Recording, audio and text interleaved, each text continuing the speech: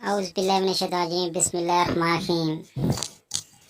قیامت میں جہاں نیکیاں اور برائیاں تولی جائیں گی، وہاں اس چیز کا بھی مطالبہ اور محاسبہ ہوگا کہ اللہ جل جلالہ نے جو نعمت عطا فرمائی تھی ان کا کیا حق ادا کیا اور کیا شکر ادا کیا۔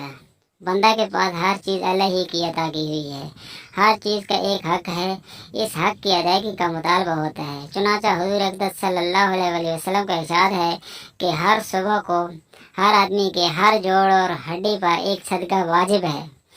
دوسری حدیث میں ہے کہ آدمی میں 360 جوڑ ہیں، اس کی ذمہ ضروری ہے کہ ہر جوڑ کی طرف سے ایک صدقہ کرے، یعنی اس بات کے شکر میں کہ حق تعالی شانہ نے سونے کے بعد مر جانے کے مشابہ حالت تھی، پھر اثر نو زندگی بخشی اور ہر عضو صحیح سالم رہا۔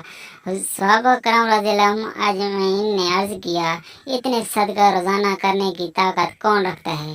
حضور صلی اللہ علیہ وآلہ وسلم نے فرمایا،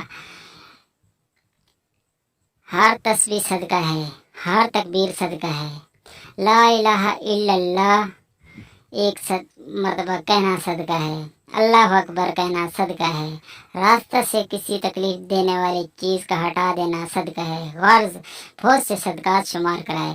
اس قسم کی اور بھی بہت سی احادیث ہیں جن سے آدمی کی اپنی ذات میں جو اللہ کی نعمتیں ہیں ان کا بیان ہے۔